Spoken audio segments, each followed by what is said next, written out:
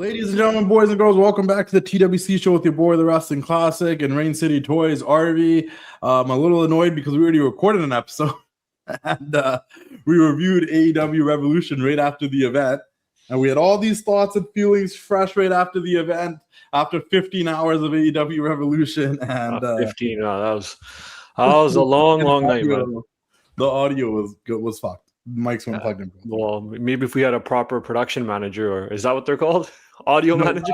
The biggest mistake was you tried to make me set shit up, which it was one cable. One cable. And look what happened. Look what happened. Yeah, I'll leave it to myself next time. I'm not a technical. I know what it is. I have tech savvy, but I'm just not that guy with this shit. I don't have trust in myself to set this shit up. Quick note, once again, if you guys haven't already, check out the Elimination Chamber vlog from Chicago. Finally put up the whole on-location priority pass package experience. See us meet Penta, see us meet Chelsea and Maxine again. I got to meet Soruka for the first time. We had chats with Joe Hendry, Sol, and Maxine.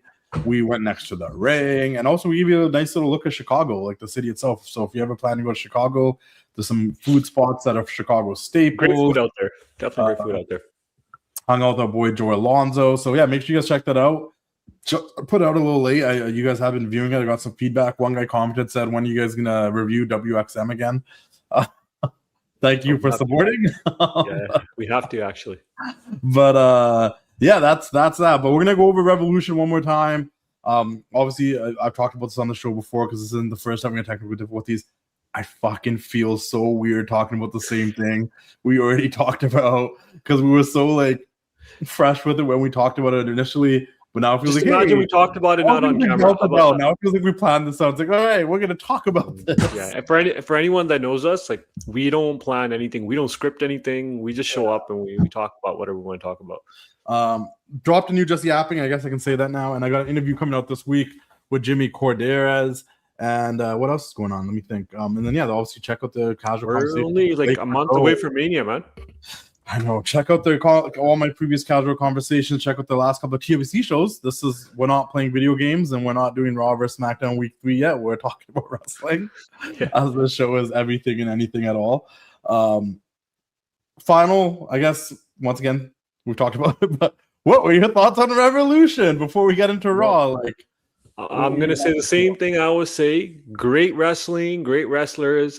I don't hate anyone personally there. I have no issues. The event was just way too long. It was same problem. There was 10 matches, technically 12, because one was a 2 out of 3 fall. So they added 2 more matches in there.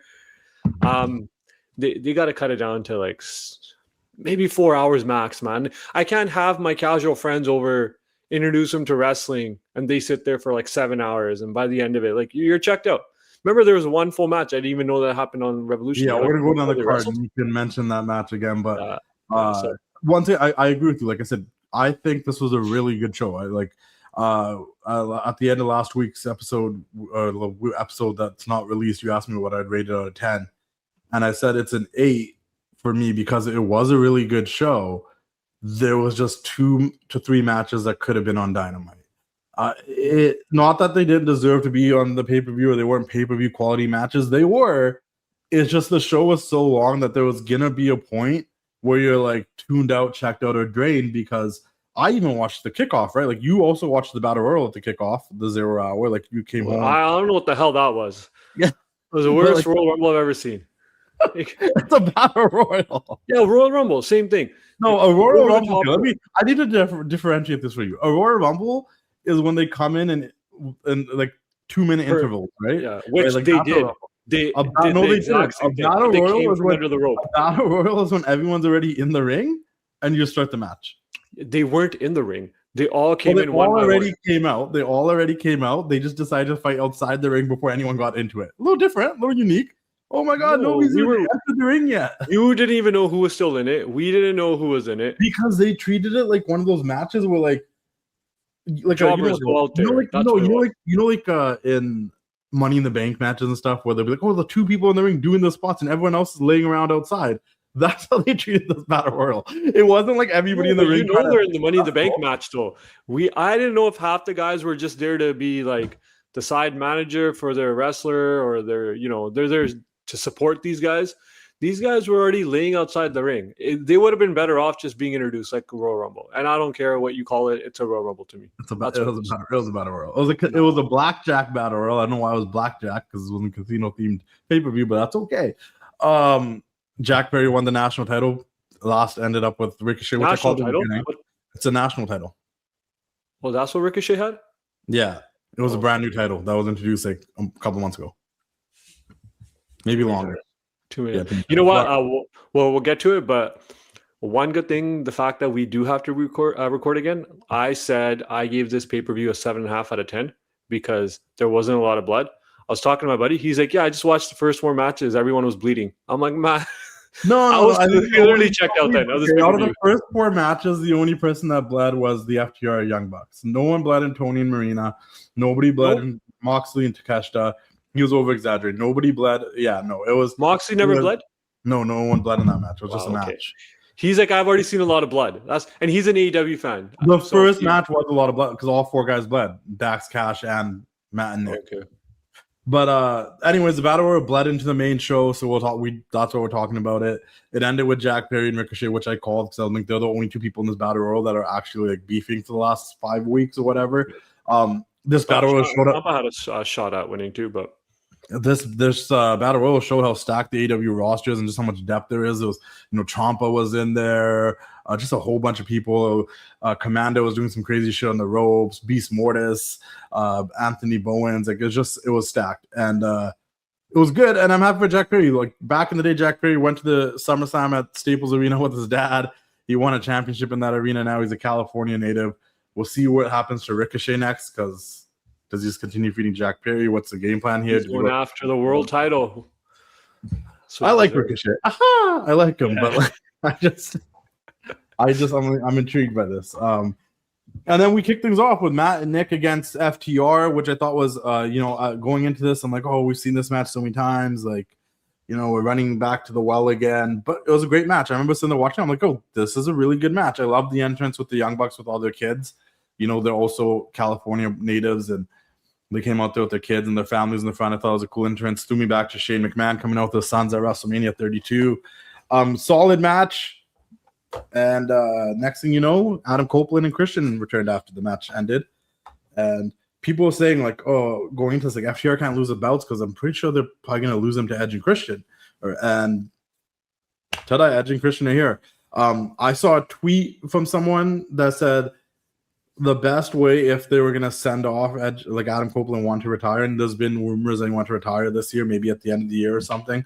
The best way to have the Adam Copeland, Edge, and Christian Swan Song would be in a 3-way like TLC match against FTR and the Young Bucks. And I'm like, who stole my idea? I mentioned that on Sunday. No, you know what? I think what happened is they said Edge and Christian versus the Young Bucks, but then you said 3-way.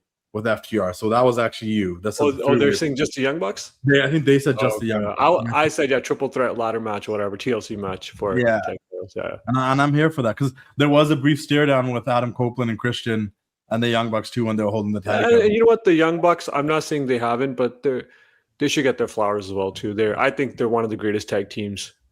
They are. They're in that conversation, right? This honestly is 2 of the greatest tag teams of the modern era that were facing each other. And then you have an OG greatest tag team of all time with Edge and Christian. You're like, oh, this is cool. And this is going back to the thing that you talked about, and we're going to talk about it again on here. And so I don't want to get too much into it. But like, if you're feeling like WWE is a little lukewarm right now, then AEW put in a good show to make you go, oh, because like we were joking, like, wow. Like the first 3 matches, the lights went out, and that was a surprise. Like after every match, like they went into their bag and said, "Okay, Revolution, we're gonna make this special tonight." Like Well, I probably felt that way on Sunday, and I had a whole rant about. I think this is AEW's opportunity to finally draw some fans back, casual fans.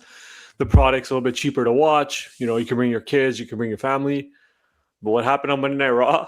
I'm back on the WWE bandwagon. We'll talk about Raw. Raw is really great. And I remember I saw someone actually also tweet, like, leave it to WWE after AEW as like a banger pay-per-view. All right. Hold my beer, right? Hold my beer. Yeah, basically. I like the fact that Adam Copeland is obviously like a babyface, but Christian's still like a douchebag. I don't know why, but like But it's just because they're like brothers of not like real life brothers, are so tight for so long. When did you tell me? When did you find out they're not brothers?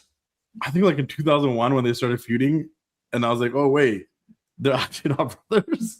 Because all day before that, we were told they were brothers, right? Yeah. The only guys that didn't believe that were brothers were the Dudley Boys, but I thought Edge and Christian were brothers. Why would you think the Dudley Boys aren't brothers? Maybe they were adopted. I just assumed they were adopted. Maybe brothers. they're like stepbrothers. Yeah, well, not stepbrothers. I thought they'd be adopted. Stepbrothers never crossed my mind. I'm trying to think of who they told us were brothers that I didn't believe were brothers. I can't think right now. Didn't believe? Yeah. Kane and Undertaker, I was believed until. Yeah. Well, the thing with the Dudleys is they did make us seem like, if you watch, like, and I didn't watch a lot of it, but I remember hearing it like with ECW, where like because ECW invaded Raw a few times, that like because ECW is so edgy, she's like the mom was a whore. That was all these kids, and there's all these Dudleys. Spike. Yeah, Spike, and if you watch ECW, there's like sign guy Dudley and this guy Dudley. And I'm like, oh, yeah, okay. But who did I not think was actually brothers? I'm trying to think. I believed everything. Obviously, I believed everything that wrestling did more than like Santa Claus and Easter Bunny and everything else. Wrestling was real to me, damn it. Yeah, it was. Then the next match on the card was Toni Storm and Marina, which was and we talked about this in the last show because we talked about how long the show was and we were talking about what matches we would take out. And the one thing I pointed out, and I'm going to point out again here, and I hate that I'm saying I'm pointing out it again, but I'm annoyed that audio did not work out. But like FTR and the Young Bucks was 18 minutes, basically 20 minutes. Tony and Marina was only 10 minutes. John Moxley and Takeshita was 23 minutes. The tag title match for the women was only 5 minutes. Swerve vs. Brody was 15 minutes. Tekla versus Chris Statlander was the longest women's match on the show at 17 minutes. That's three. There were 3 matches in there. That's why 3 women's matches, and the longest one was 17 minutes. The other ones were 5 and 10 minutes. The men, like, this is the thing. Like, there was matches here that could cut out. Andrade versus Bandito was 21 minutes. Mystico, the 6-man tag for the trio titles, was 20 minutes. Darby Allin and the Dogs was 13 minutes. MJF and Hangman was obviously, it was like almost an hour. It was like 50 minutes. But that being said, like, so many matches. Like, you could have cut out a couple of these here. And, like, if you ask me, I'll just say it now. Like, the ones I said that they probably could have done on Dynamite was the Trios titles match, was Mystico and Jet Speed versus the Don Callis family, and Andrade and Bandito. Like, these could have been matches on Dynamite. And I'm not saying they were bad matches. They were great matches. Yes, great moment. Mystico got signed to AEW. Yeah, the Andrade Bandito match even got you to wake up a second and be like, whoa, what are these guys doing? This is sick. But I just caught the ending. And you caught Andrade taking his pants off. Man, you were watching, looking at the guy's thighs. No. Why? Look at this guy's physique, right? He's jacked. That to me. He's jacked. But and him taking pictures of pretty girls, I'm game for that whole angle. But I only looked up when they were doing their finishers off like the top rope and stuff. But it was a good end. But I'm actually shocked as well. Because I actually did not know it was a 21-minute match. That is too long of a match for a non-title match. Hey, yo, it's your boy, the Wrestling Classic, Justin here. Hope you guys are enjoying the show. Make sure you guys like, comment, and subscribe. Check out our other shows on the Wrestling Classic YouTube channel, like the TWC Show, where me and Arvy talk everything wrestling, updates, new things, old things. We just talk about it all. Mount Rushmore's got you guys pretty mad. And if you haven't already, check out Just Yappin. We talk about a little bit more things about our own personalities outside of wrestling. A biker kicked my car. Arvy's doesn't take his kids to Disneyland. I don't know why. Check out Just Yappin. Check out the TWC Show. And also, if you haven't already, I'm in Arvy's garage, Rain City Toys garage. If you need toys, check out raincitytoys.com. Follow him on TikTok. Follow him on Instagram. He's trying to catch up to me. I don't think he's going to, but at least try to help him, like get him there a little bit. If you guys want loose toys, there's loose toys. If you guys want old school toys, new toys, AEW, WCW, Legends, all that stuff, CDs, magazines, raincitytoys.com. Like, comment, subscribe, engage with the YouTube channel. The more you guys engage, the bigger guests I get for casual conversations. And if you guys have been enjoying that series, you have to comment, you have to like, you gotta share it. Wrestling Classic YouTube channel, subscribe, like, comment, keep doing the thing, enjoy the rest of the show. Dig it! Yeah, and we thought it was for the title. It wasn't until we did the review that both of us realized it wasn't for the title. Because you asked me and I said it so confidently. I'm like, yeah, the Ring of Honor title's online. I don't even watch AEW. I don't even know why I said that. Literally said before the match started when they showed the graphic, you're like, man, they really got to stop defending these Ring of Honor titles on AEW TV. And I agreed with you. And I was kind of just like, yeah, but whatever. Like, Spotlight Ring of Honor. I just saw a graphic of him holding the title, so I assumed it was a title match. Same here, and I didn't know. had no clue. But anyways, Tony and Marina was good, straightforward. Tony won. I don't know what that does for Marina. I almost think they should have had this, and this is the thing AEW doesn't do a lot. Like, I would have been okay if this was a no finish or some sort of DQ situation because Ronda just came out. But what they did instead was they gave Tony the W. Tony goes up the ramp, does her Tony thing. Ronda pops out of the crowd, jumps in the ring. Tony sees her and goes, all right. Comes to go face-to-face with Ronda, struts her ass down to the ring, goes face-to-face with Ronda. They get into a pull-apart. Marina hops up from the ground, domes Tony, and then Ronda and Marina leave together, happy, middle fingers in the air, punching in Moxley as he makes his way to the ring. We've talked about this. I don't think Ronda's like allowed to get physical or shouldn't be allowed to get physical until after her Netflix fight, which you said is early April. I think May 17th. Okay. Oh, so it's even further away. I think that's why we didn't really see Ronda do anything to Marina. But I'm here for it, man. I'm glad to see her. I like Ronda. So yeah, I mentioned that like I saw her in a Ring of Honor match, her and Marina against Athena and Billy Starks back in 2023 on Ring of Honor after I think it was Full Gear.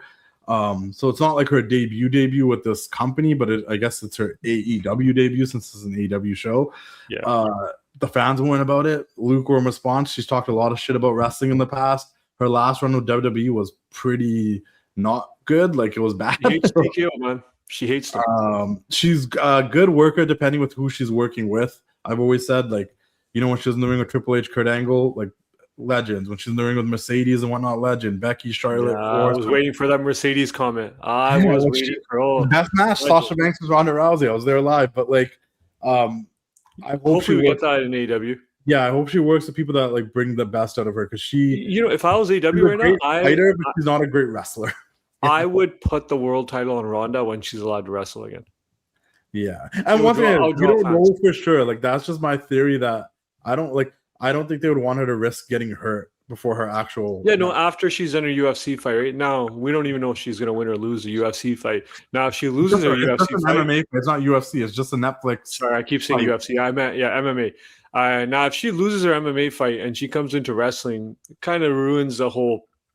I don't know, the mystique and the prestige of Ronda Rousey too. You're like, I never even put that in perspective. If she loses, she gets knocked out. You're like, who cares? Like, you know, hopefully Tony Storm wins. But if she wins and comes back and says, now I want the AEW world title, I proved I'm the best, you know, it'd be a little bit more meaningful. If she loses, the best thing they can do is whoever she goes. Maybe that's why AEW was like, hey, just show up and let's talk after May 16. It was a moment. Like, they created a moment, right? Like, if they were out there to create a moment, Now, is it long term going to work out if she gets knocked out? I don't know. I think whoever opponent is going to have to be like, she's lost all her last couple fights now too. So yeah. But sometimes I think these Netflix ones can be a little rigged. So we'll see what happens. Even like the boxing, like just a little. Okay. It's a money grab, and it works every time. Like it's not as rigged as boxing. Boxing is way too rigged. No, but like the Netflix boxing, Jake Paul, I feel like they're just rigged. I feel like everyone Netflix wants to make money. The fighters make money. I just feel like everyone's just there to make money and be like, haha, we made the bag at the end. Like, I feel like they're all backstage after in a room, like it's wrestling and cheers and like, yeah, we did that. Like, you know what? We should see Alan Owens versus Justin TWC boxing fight on Netflix. Why Alan Owens out of all people? I don't know. I feel like he's a little bit more your size. Why can't I fight Malcolm? Yeah, I just think Alan Owens a little bit more your size. Hey, or you can go you versus Chris. Me and Alan Owens in Saudi Arabia because we're both brown. Yeah, there you go. Do it there. Chris would be too nice in the ring. He'd be like, "Hey, Justin, what are you grateful for?" Before you punch me, how do you feel? He's the man. John Moxley defeated Takeshi to retain the Continental title, and then they shook hands after the match. Nothing too crazy happened here within the match. It was a really good match, like what you expected. Do I think it went a little long? Yes, but I expect that. I think I mentioned when we originally recorded this, I really do like John. I'm starting to like John Moxley again. I feel like he's in this, like, he just wants to wrestle. He's not in the world title. He's not being pushed on us anymore, right? Yeah, he's not the world title holder. Like, this Death Rider thing is not them trying to take over the company. He's in this, like, it's weird too, because like some of the Death Riders are still like bad guys, but Moxley is kind of coming off like a good guy who just wants to fight and defend this Continental title. Claudio should probably become the new leader of the group eventually. So what is this, Judgment Day? There's like kick Mox out. I think so. Yeah, I think so. And then Moxie's gonna leave. Then he's go back to WWE, and the Shield's gonna reunite. And maybe. Yeah. But I really enjoyed. I thought it was a good match. It was exactly what I expected. I did expect Mox to go over. It could have went either way. I don't know. I forget who I was talking to. I'm like, has anyone who won the Continental title in the tournament actually lost the title? Because I'm like, Eddie Kingston, I think, held it until he got hurt. Okada, I think, won twice and just held it all the way through, even unified it at one point. So you can lose your title in the tournament? You can lose the title outside of the tournament. But what happens is when the tournament happens again, whoever the champion is automatically in the finals to defend the title against whoever is winning the tournament. Okay. Right? But I don't think anyone that's won the tournament thus far has actually lost the title until the tournament came back again. So it's interesting. Attention to it, so I don't know. We'll see if Mox. They put out a video 11 days ago, AEW, that was like everything you need to know about AEW if you're a new fan. And I was like, really? Yeah, they did. And it was Renee and RJ City like telling you everything. And I was like, oh, that's actually like pretty good that they did. About time, because we have no idea whatever happens. But yeah, that was that. And then Will Ospreay returned. Really boy, bruv. Nice Bruv came back. Bruv came back and he fought the Death Riders because they hurt his neck. And I'm so excited for these returns because Dynasty's coming here April 12th. Yeah. Right? On Sunday. And I'm just hoping they bring the star power here. I want to see all MJF on the poster, so I guess it's confirmed that MJF will be here. Okay, awesome. But Ospreay, we talked about this too, but you believe that Ospreay's like, even when he came out, like this guy should be the next world champion. Like he's world title. The only other believable guy that I think could be the world champion. Because I remember even in terms of MJF and Hangman, I went into this whole show going like, MJF can't lose the belt right now. The company's actually been very entertaining for me. He's the perfect heel to have like everybody being like Swerve, Hangman, Kenny Omega, Ospreay, Andrade, everybody, Bandito, Brody King. Like there's so many people that just want to kill MJF, and it's believable. Yeah, and I think what you got here with MJF too is like this to me doesn't sound ridiculous. I think you keep the title on this guy for 2 to 3 years because every pay-per-view, this guy's a champion. People will want to tune in to see if he's going to lose. He's your JBL. They might just get sick and tired of him, right? Your JBL 2004. Yeah, I would love that. I would absolutely love this. No, and listen, we talked about this too. I think with Ospreay, I think his like I know you said 2 or 3 years, but I think Ospreay wins the title in London at All In. Like Wembley, it's a hometown, whatever. What if Lashley comes in and beats MJF before that? That's because you asked me who else are the contenders, and I was like, well, Lashley could be someone. We haven't seen him on TV for a minute. But then I was like, the only other thing I think could happen, because I think that's what Ospreay wants, is maybe Kenny Omega beats MJF along the way, and we get Kenny versus Ospreay in Wembley, which is a dream match for the sickos. But I would love it to be MJF. I'd be down if it was MJF versus Omega versus Ospreay. Like, maybe we'll see MJF versus Hangman Adam Page again. Yeah, I don't know. We'll talk about that in a second here. But yeah, Ospreay's back, and I'm happy for the bruv. Really quick match. Megan Bayne and Lena Cross defeated the Babes of Wrath to become the new tag champions. I explained it to you how initially I think this was meant to happen a couple of weeks ago when Penelope and Megan were supposed to win the titles, but Penelope got hurt. So they called an audible with Lena just interfering to turn into a DQ. They walked out and you said, whoa, these two look good together. Because they're around the same height. They looked good. They looked good, legit tag team to me. Yeah, and I love Penelope, and I would have been happy if Penelope and Megan won it, but I was like, these two look dominant together. You're right. And it makes sense that they just like destroyed Willow and Harley. And, shout out to Willow and Harley. First ever women's tag champs. They had a good run, but let's start building this division. Jamie Hayter and Alex Windsor are a tag team. You have the Iconics here. Who knows if Ronda and Marina will tag? We got Mina and Tony that have been tagging. Obviously, the Sisters of Sin are still around. I don't know what happened to Anna Jay and Tay Mello, but they're still in the division. Stacked division. Let's start running through these tag teams, having these matches. Let Willow be the TBS champion. She did double duty on this show. They played it out really well because Willow wrestled Lena early in the night. Then there was a post-match attack. So Willow came into this match being like, oh, they cleared me. I'm not 100%, but like they said I can still go wrestle this match. So it didn't look like they just got squashed. It looked like they got squashed and Willow came in at like 50%, So good storytelling, new tag champs. They completed what they were trying to do. I'm okay with the match being short. there's 3 women's matches on this card, which is a new thing for AEW, so I'm happy about that. Yeah, I told you that this could have been on a Wednesday Dynamite show. Yeah, I would not have removed any of the women's matches, but you don't love women's wrestling, so I get it. No, I have no problem with women's wrestling. Some of the matches, they just. I also think that when Penelope comes back, I'm fully down for the free bird rule, the New Day rule, where they can mix up who's defending the tag titles, and all 3 of them are champions. I think that would be fun. Like Lena, Megan Bayne, and Penelope are champions. I don't think they're I don't know if like the way they're portrayed right now that they need a third person. Well, she's already with them. They're in the group. She's just her. I'm just saying, like, to defend tag titles. Like, they don't need the New Day treatment. Someone else should do it, not with them. My Booker mind, if these girls were ever to lose the title, Megan shouldn't take the fall and Lena shouldn't take the fall. Penelope can, and that's why the rule works. Does that make sense? Because I feel like Lena's new. She's like just been in the company not too long ago, not for that long. She's an Australian girl. She's potential there, especially with her size. I think they had something with Megan for a really long time and they haven't pulled the trigger. The fact that Megan hasn't been the TBS champion or the world champion is mind-boggling to me. So if Penelope and Lena were to end up defending these titles more often, and then Megan went after Willow's TBS title, I'd be game. You know what you get what I'm trying to say? Like, and also you can't have Megan. But it's AEW. Kyle Fletcher's lost like 5 times already now, so should he be losing? I don't think so. That's Kyle motherfucking Fletcher. He's young Randy Orton right now. Yeah, Takeshita's lost a couple of times. Look, I actually said it correctly. Takeshita. Takeshita. Konosuke Takeshita.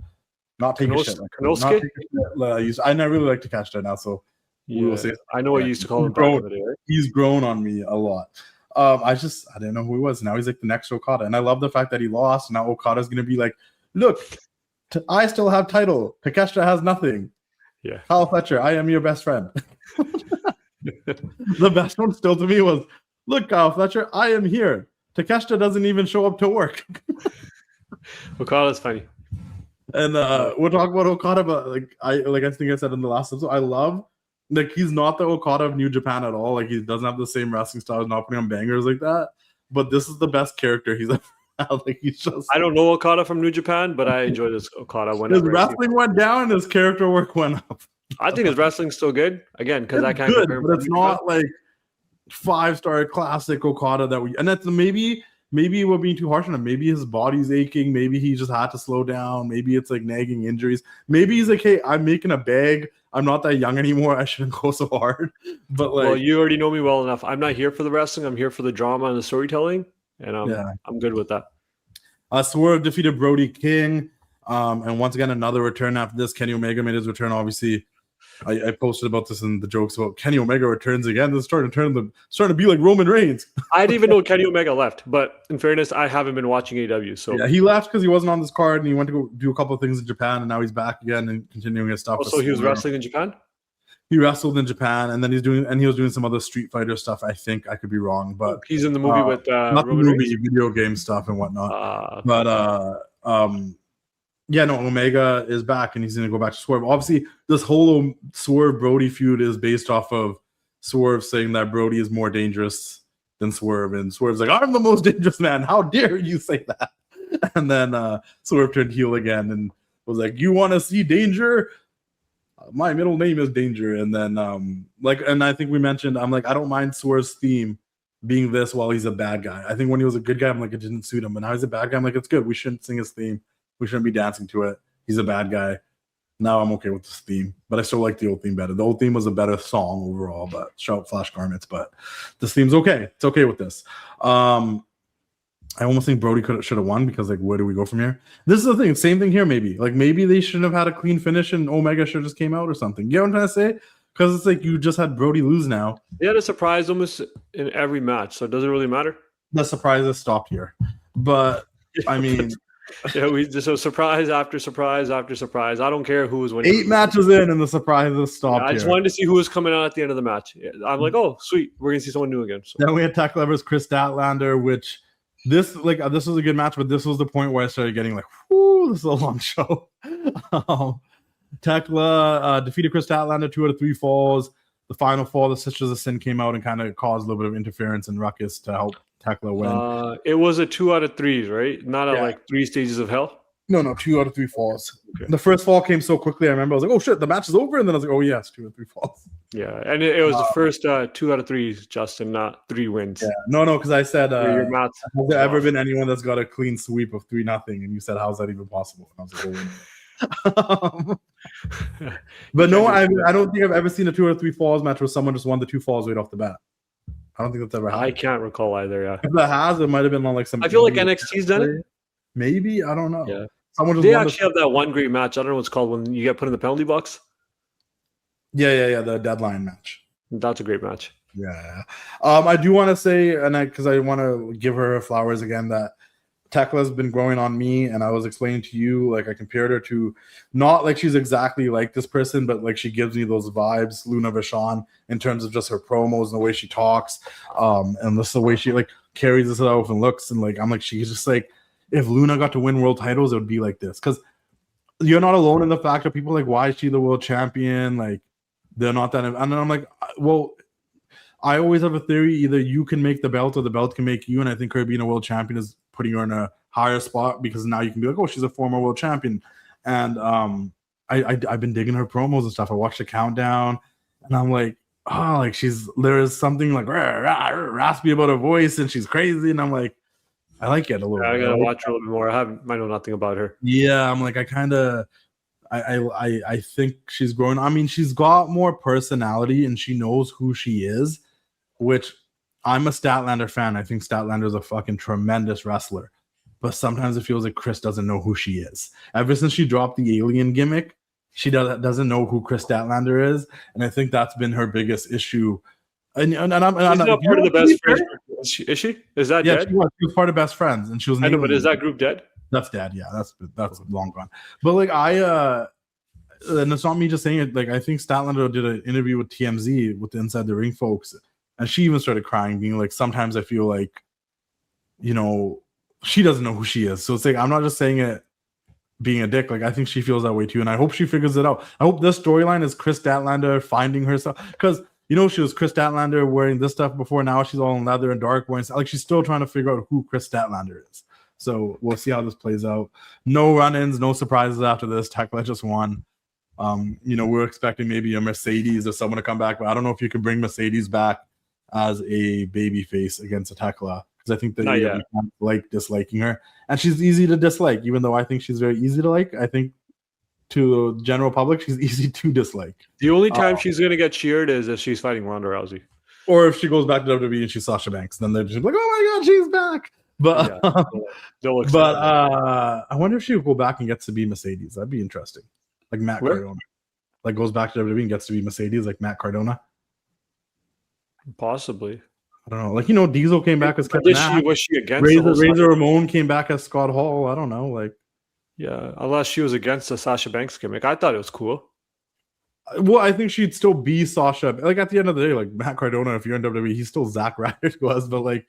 You're probably right. She might go back as Mercedes because new gimmick, fresh beginnings. But then Sasha Banks is so much weight to it, so many championships. Like, that's who she is there. It's just weird. If she ever goes back, I don't know. She's making a bag. She's living her best life. She's wrestling around the world, but also gets to be in this company. She had 14 titles. The Ricky Sosa dance. She's going around the world, dropping all her titles right now. She just lost the one in Italy and lost the one in Paris.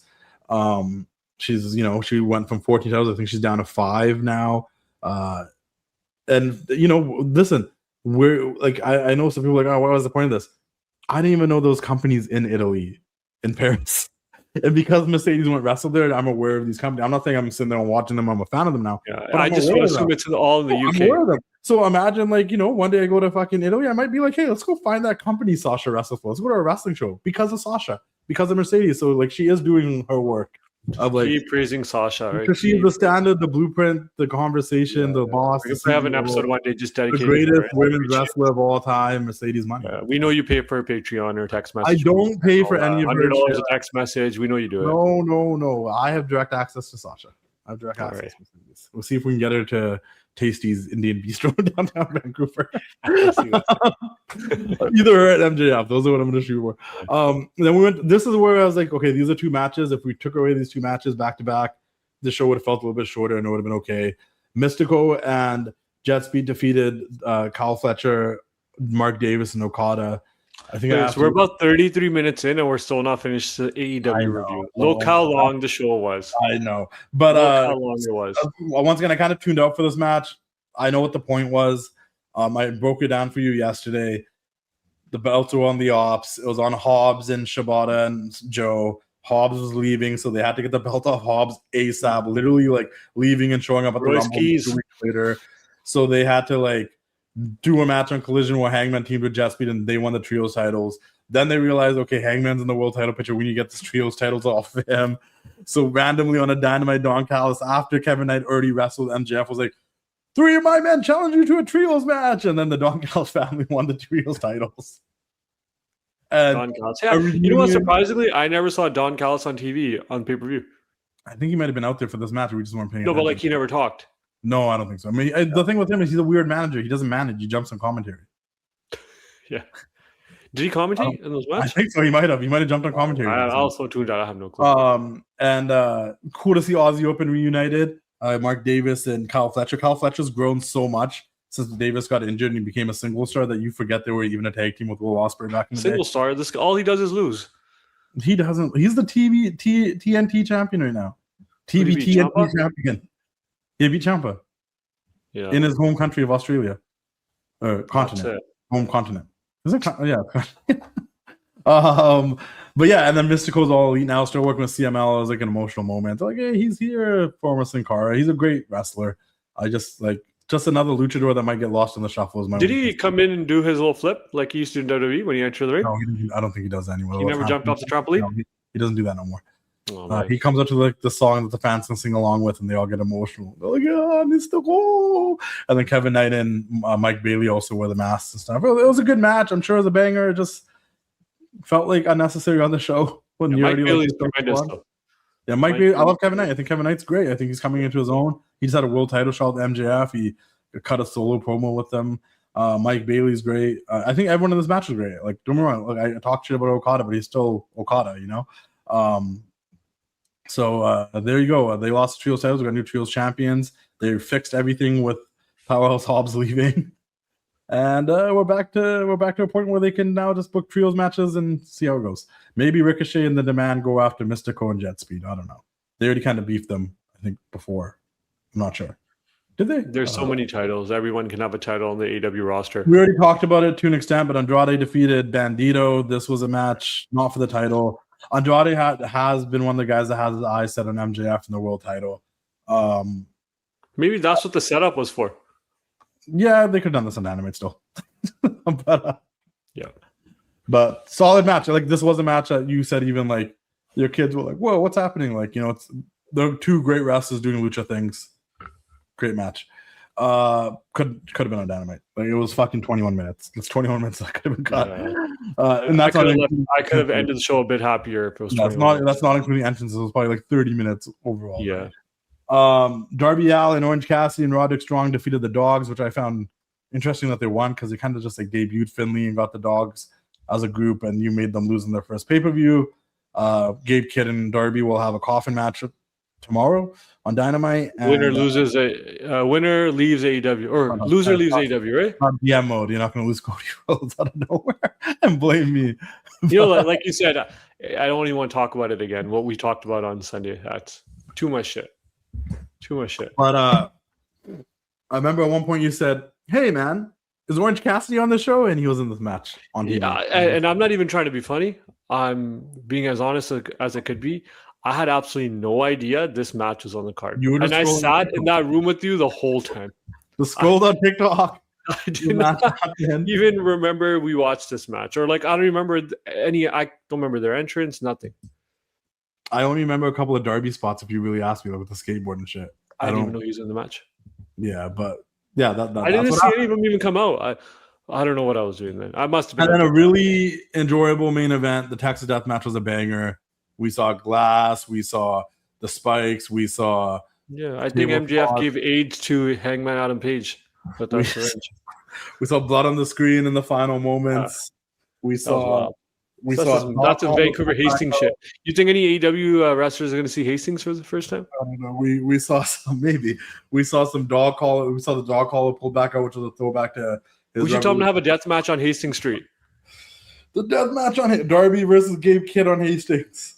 Yeah, right in the center of the street there.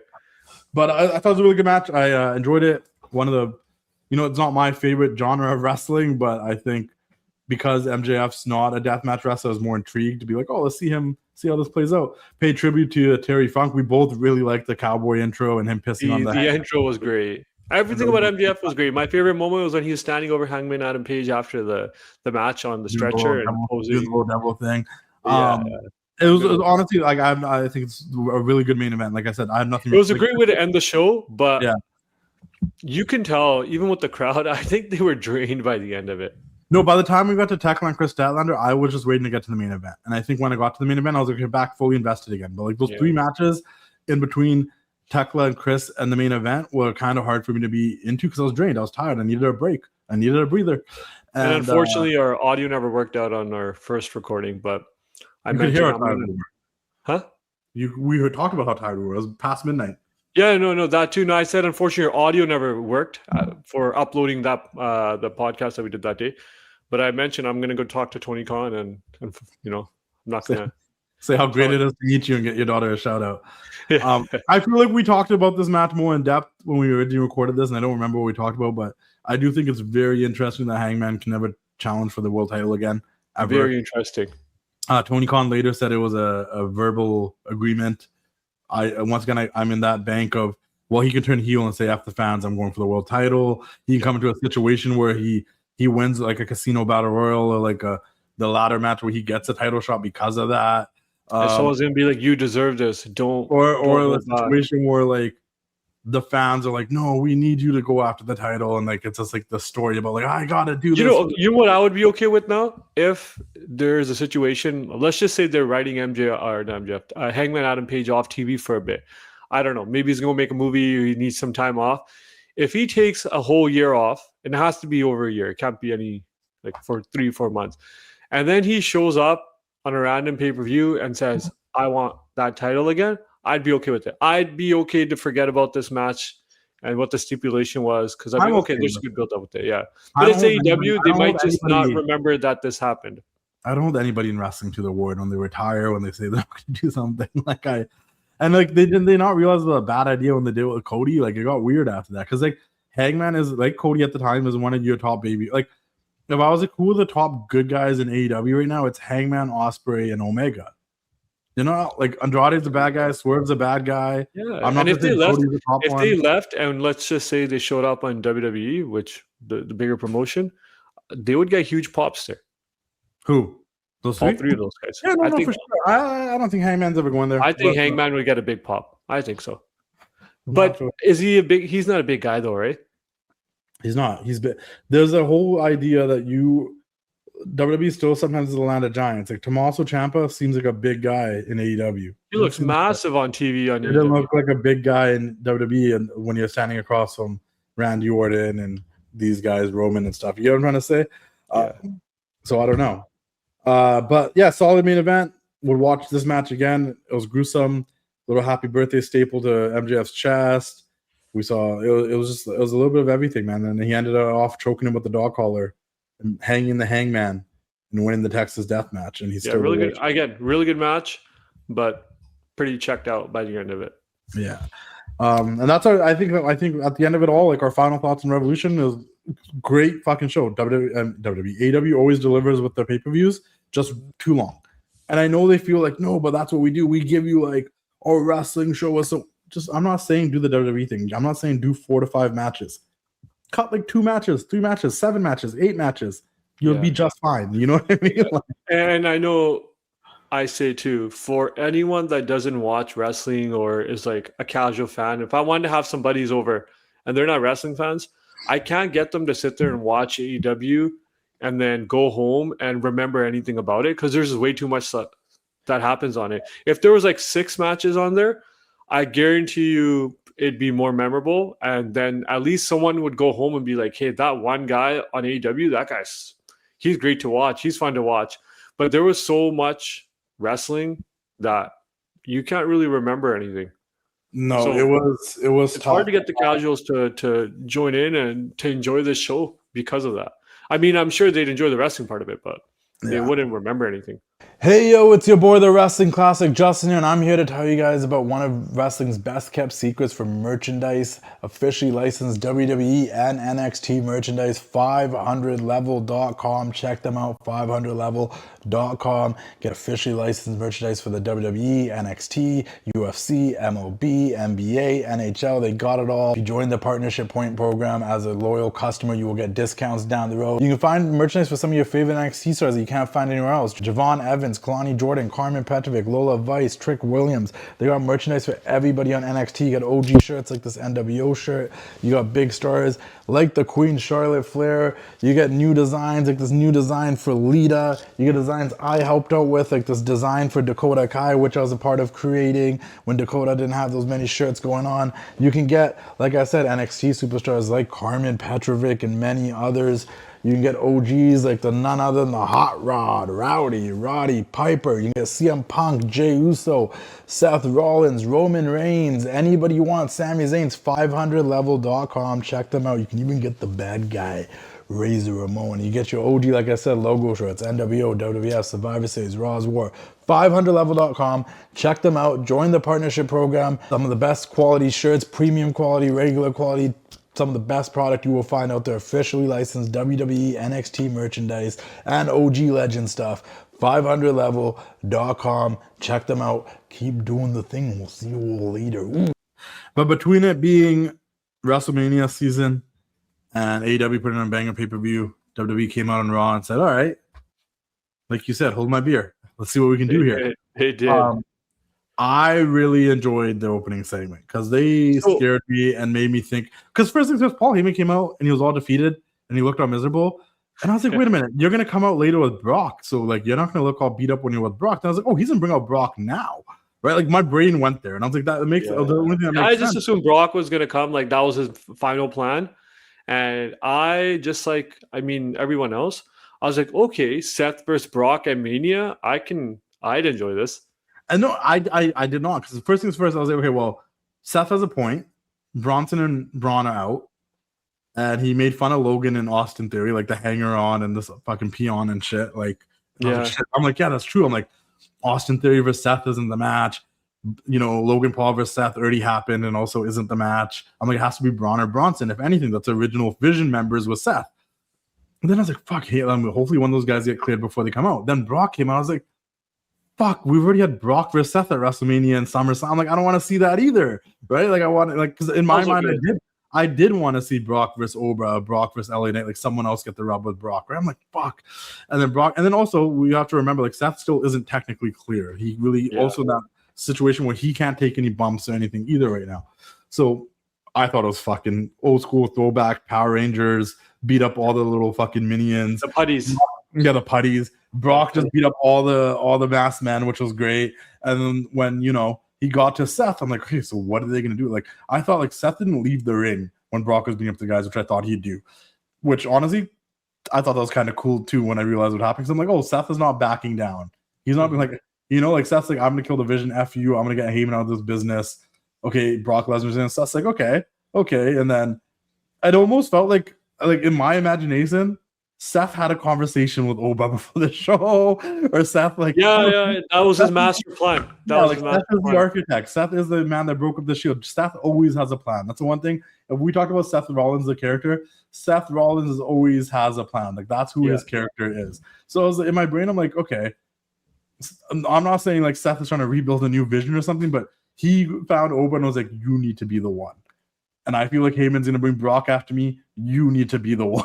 Maybe Seth will be in Oba's corner. Who knows? No, I don't know if that's the case, but I do remember, like, you know, even like Seth looking proud when Oba came out, kind of like, ha ha ha, I gotcha. You know, I'm I don't know. I did think like you though. I just thought same thing. It's like he knew Brock was going to come out, so he had a plan ready to go when Brock came out. That's where my brain went. I don't know if they'll ever explain that or if Seth will say that in an interview or a promo, but if I interviewed Seth, I'd make him say it with a question, because I feel like that needs to be. It just adds to the story. Like, no, I listen. I created the vision. I take these young stars and I tell them what the vision is. And I did the same thing with Oba.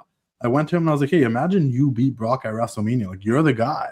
And I was like, that's fucking like Seth would be the perfect. Seth is a perfect person to be that guy. Like, he's I'm not comparing them in terms of personalities or wrestling style or anything else, but like, he's a modern day CM Punk where like he can take you under his wing. How many factions has Seth had in this company where he's taking AOP under his wing and these guys under his wing? It's what he does. He uses the younger guys to elevate himself like he's Triple H in Evolution. Like it was a really cool moment. And then obviously Oba's walk, his entrance, his power bomb, just unbelievable. Dude, the power bomb, like I felt something watching that. I was like, whoa. Yeah, what? But it also shows you how athletic Brock Lesnar is for him to get on that guy's shoulders like that. Man, that guy can still move too, right? It takes two.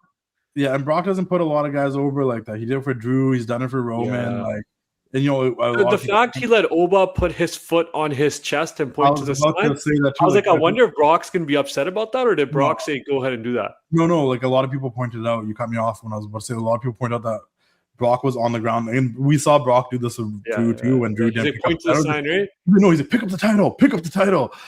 He did the same thing with Oba. He's like, put your foot on my chest. Like you could see him visually yelling it. Because you could tell too. Like, listen, man, Oba's a fucking man. He's a beast. He's been killing it, but he's still like fairly new, and he's not. He came in from sports too. He didn't come in from wrestling. He's one of those guys, and like he might not really have the psychology or like the mindset of a wrestler. Like this is the money shot in his brain yet, and he might have been a little bit nervous. Got experience as well, right? Yeah, so. and he's probably a little nervous, Oba. So like, like Brock was like, hey, like we're gonna make if I'm gonna work with you, we're gonna make this like believable as fuck. And I loved, Cole and Graves over was like, we've never seen, like, listen, we've seen Brock manhandled by Big Show. We've seen Brock manhandled by Braun Strowman. We haven't not seen this before, but I like. I'm sure he's gotten a last ride from The Undertaker before, too. Oh, he's been manhandled. Braun Strowman's manhandled him. It's just, we're selling it as if this is the first time we've seen a manhandle. And I'm game for that because wrestling. Well, WrestleMania just got exciting just because it's a match. And I fucking died at fucking Kofi Kingston's tweet. Yeah. Oh shit, avenge us. Like he's doing this for all of them. Because there's always been a story that Brock Lesnar just like demolishes the black wrestlers. And he demolished Kofi Kingston. I'm kind of getting confused. I don't know if Kofi's becoming more of a babyface again or I think Kofi's just Kofi. They're bad guys, but like Xavier's out and now he's just kind of like trying to recruit Javon and like he's just kind of around, So and it's funny with Danhausen. And anyone that booed Danhausen is now, you know what? You should be ashamed because we said it too. He's going to be a great comedy act for WWE. No, and he is. He's been great. He hasn't wrestled one match, but every segment's been money. Okay, let's wrap this up. Obviously, there's a lot of good stuff that happened on Raw as well. But Bailey and AJ. You know what I did yesterday after Raw? I texted CM Punk, called him old. Oh, that's fucking. We'll get there. But I do want to just really quickly point out that AJ and Bailey, they wrestled back in 2013 in NXT. They are friends in real life. Won. She should have gone to WrestleMania as IC champ. They are friends in real life. This was a dream match for both of them since AJ's came back. I'm glad they got to have. Are they really friends? No, it just feels like CM Punk and AJ just use Bailey for their own. No, honestly, like even during that whole 7 years, they both left wrestling.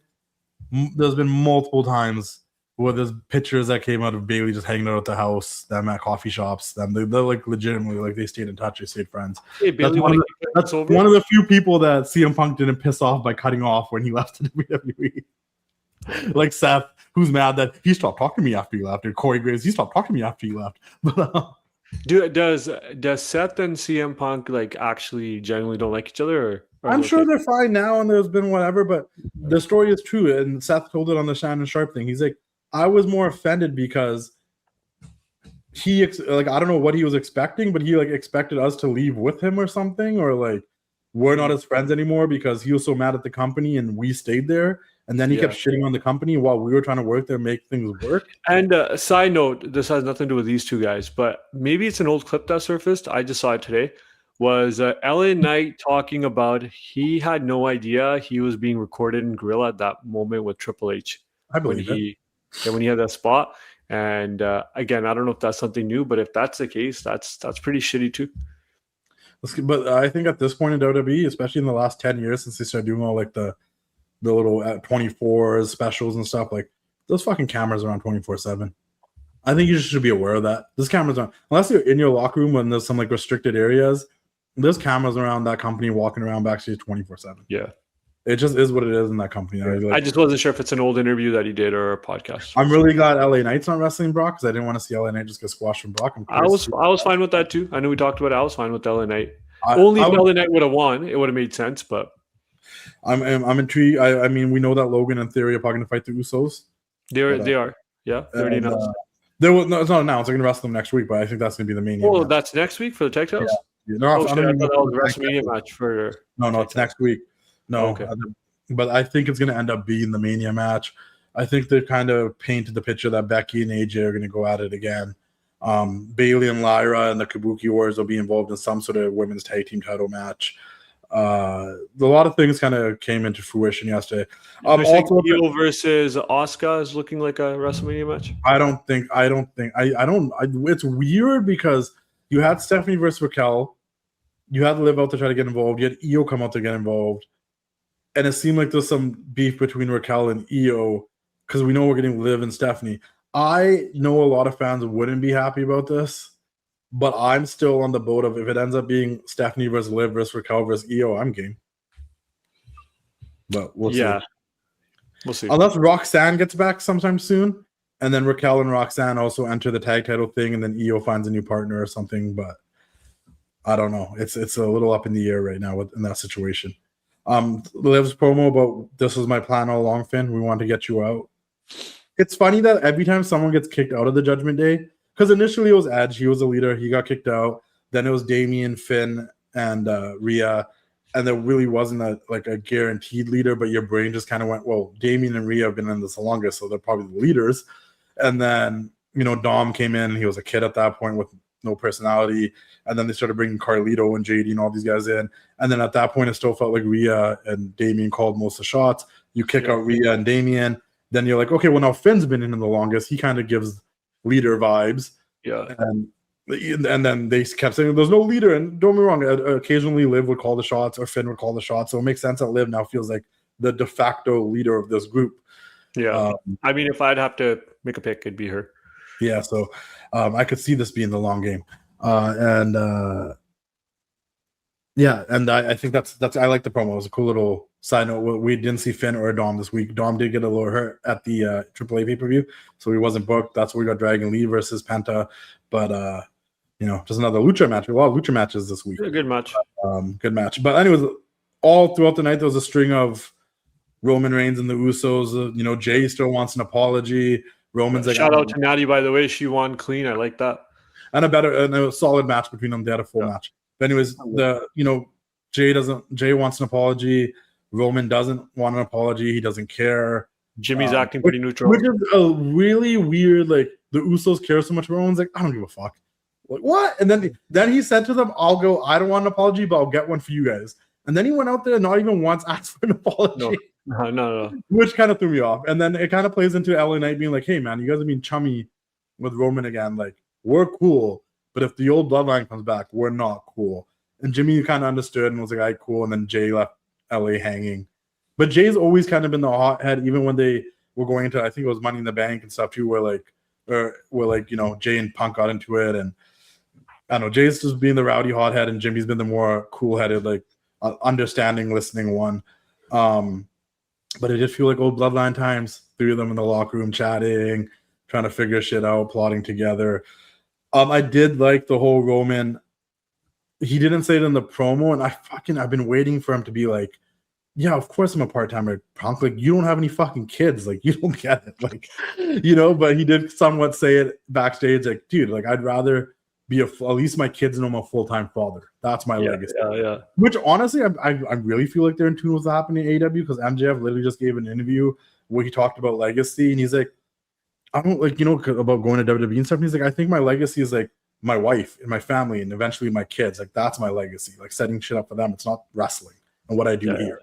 He's like, I've already done enough. The world's mentality is changing a little bit, right? It just priorities have changed. Well, I also think we've talked about this, and we'll wrap this up really quickly, but we talked about, like, when you get into your 30s, Your perspective changed on life. You're still setting your goals and your dreams and what you want to do for work, and then you get in your 30s and you're like, my family, my people around me, the people I love, and then you gain a bit of experience about like, okay, now you've worked, and you're like, okay, is this all life is? Just work now? Like, it's nice to just do the simple things again. Also on the flip side, you get the whole once you reach a certain level of success, you're like, well, I've done what I want. Like, to be fair, Roman's done what he's wanted to do. MJF's already had I know he hasn't been in the WWE, like that's something people really want, but outside of WWE, like he's already had a Hall of Fame. Getting paid well in AEW, I don't know. He's already had a Hall of Fame career. Yeah, he's wrestled Punk, Bryan, all these legends. He's had feuds with Cody. He's main evented major shows, main evented Wembley. Like, if he never comes to WWE and he wants to be the Ric Flair of AEW, then like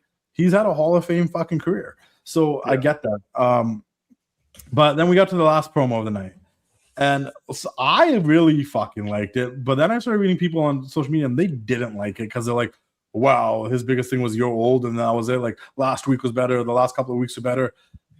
I immediately messaged someone after and I was like, this was great because to me, I sat there and like, I know what wrestling is. We're old enough to know what wrestling is. And then as adults, sometimes it's harder for us to suspend our disbelief.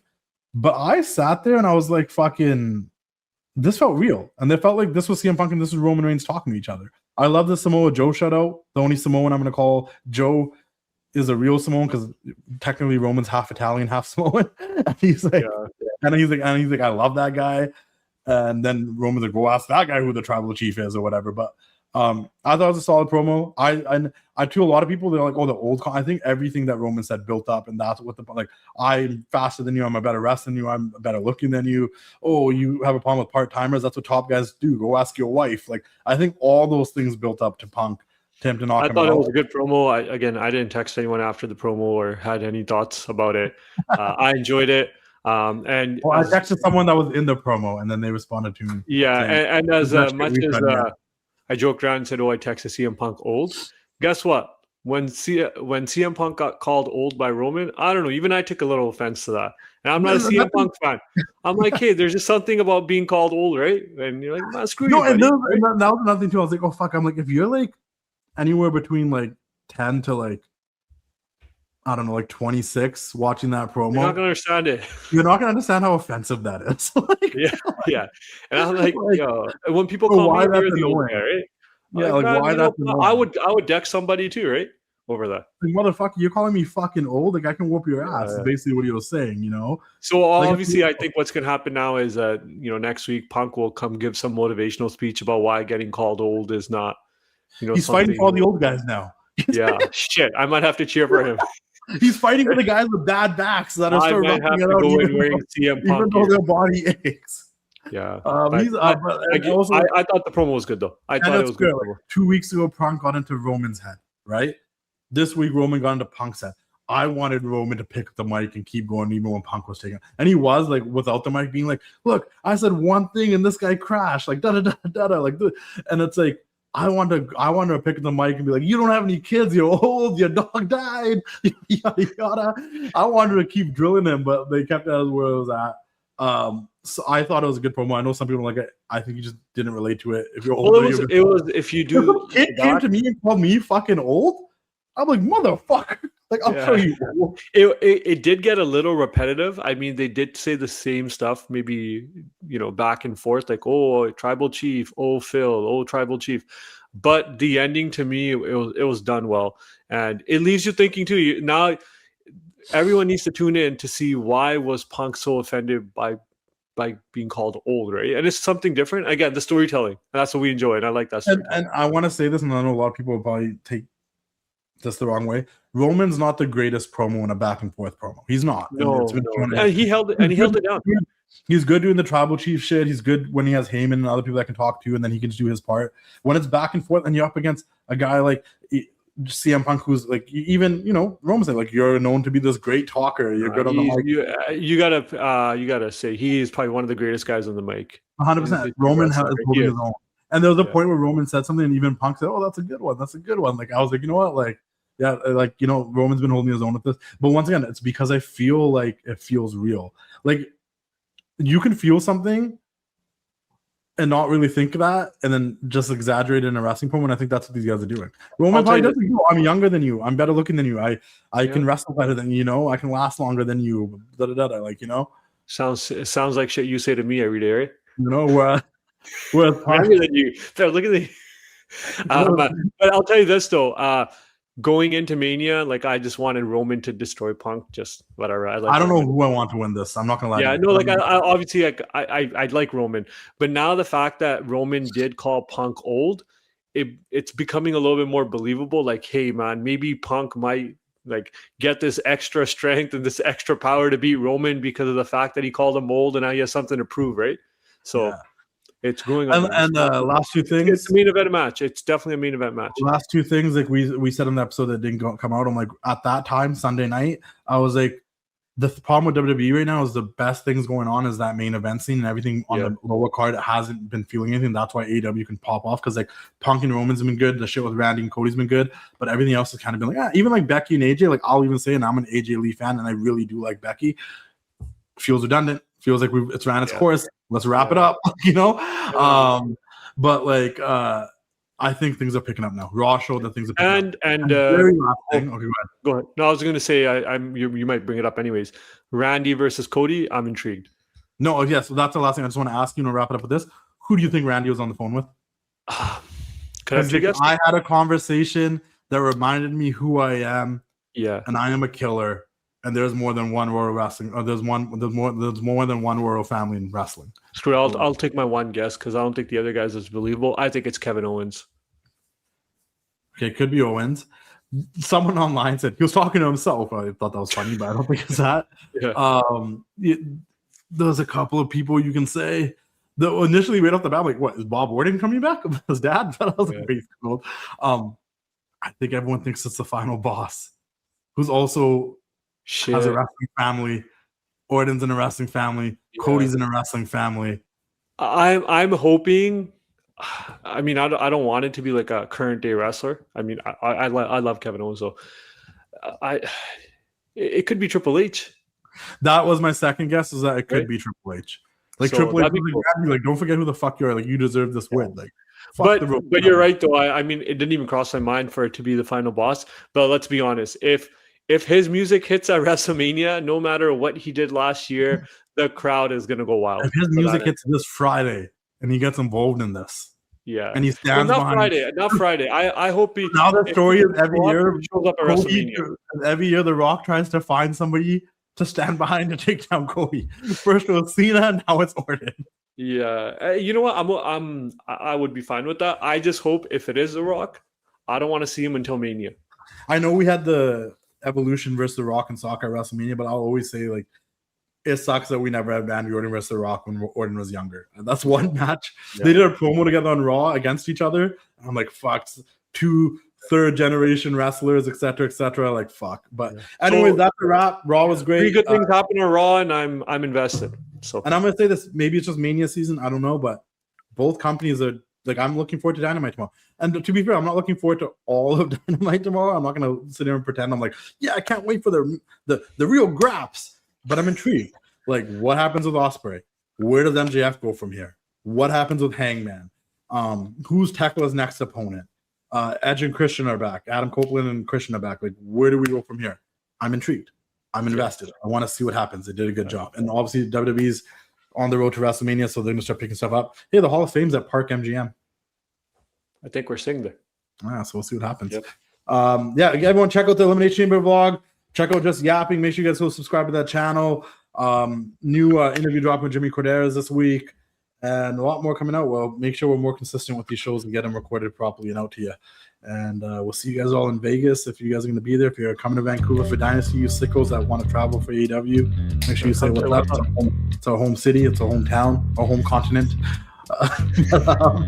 Everyone keep doing the thing, and we'll see you all next time. Right.